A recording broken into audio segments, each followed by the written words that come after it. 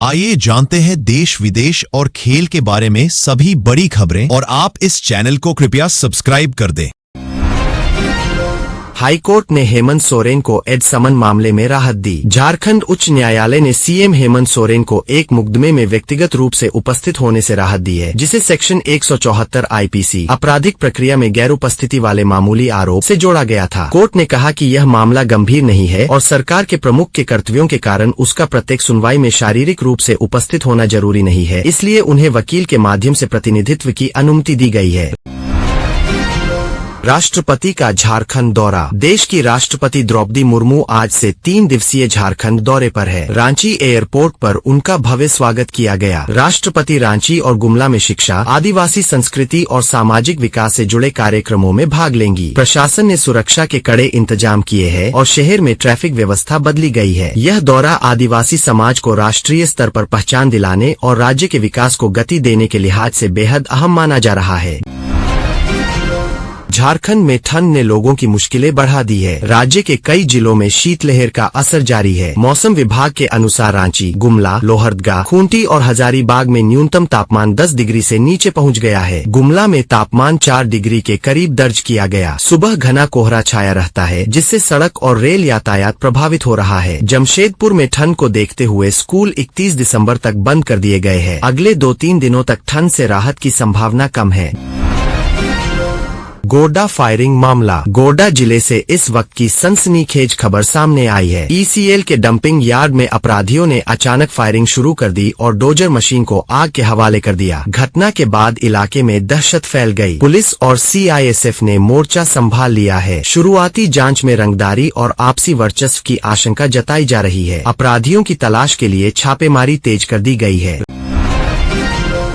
झगड़सर के जुगसलाई जमशेदपुर में सड़क हादसा। 2 युवकों की दर्दनाक मौत एक रोड एक्सीडेंट में हो गई है। यह घटना जुगसलाई क्षेत्र में हुई, जहां वाहन दुर्घटनाग्रस्त होने के बाद स्थानीय प्रशासन ने घटना स्थल पर राहत रेस्क्यू कार्य शुरू कर दिया है। अभी तक मौत के कारणों और प्रभावित लोगों की विस्तृत पहचान सामने नहीं आई है। पुलिस मामले की जाँच कर रही है और सड़क सुरक्षा पर फिर से ध्यान देने का आग्रह कर रही है।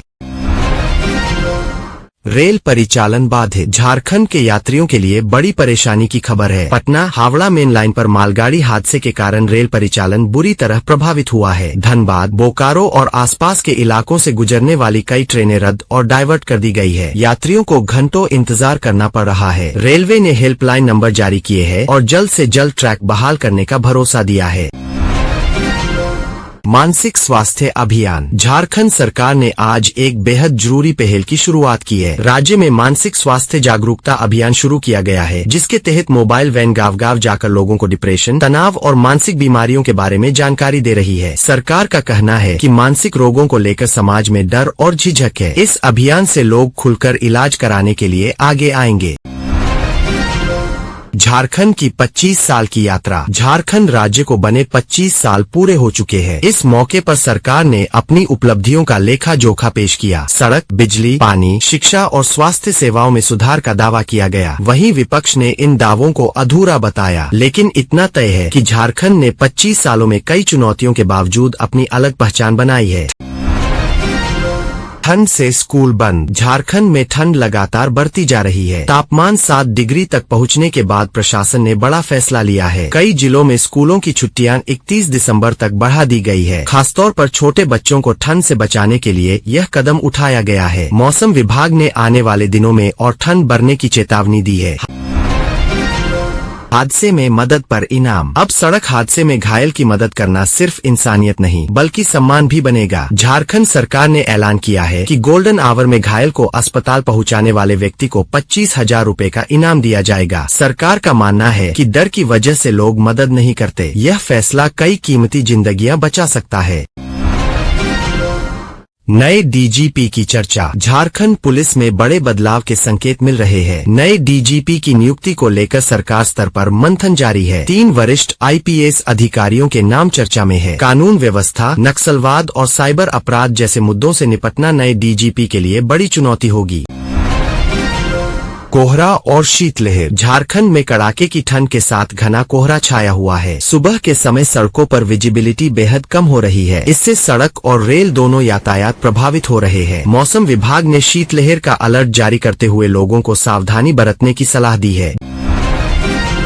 गुमला महोत्सव। गुमला जिले में अंतर्राज्यीय सांस्कृतिक महोत्सव का आयोजन किया गया है। यहाँ आदिवासी संस्कृति, लोक नृत्य और पारंपरिक संगीत की शानदार झलक देखने को मिल रही है। राष्ट्रपति के संभावित दौरे को लेकर तैयारियां जोरों पर है। इस आयोजन से स्थानीय कलाकारों को बड़ा मंच मिल रहा है।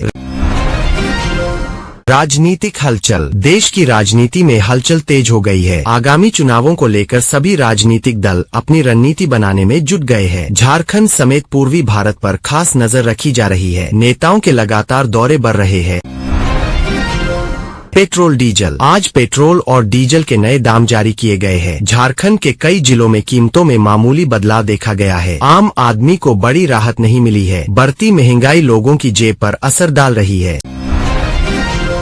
सोना चांदी। सोना और चांदी के दामों में एक बार फिर उछाल आया है। शादी ब्याह के मौसम में कीमतें बढ़ने से ग्राहकों की चिंता बढ़ गई है। ज्वेलर्स अंतर्राष्ट्रीय बाजार को इसका कारण बता रहे हैं। एम्बुलेंस हड़ताल। राजस्थान में एम्बुलेंस सेवा की हड़ताल का असर स्वास्थ्य सेवाओं पर साफ दिख रहा है। कई मरीजों को परेशानी हो रही है। सरकार पर दबाव लगातार बढ़ता जा रहा है।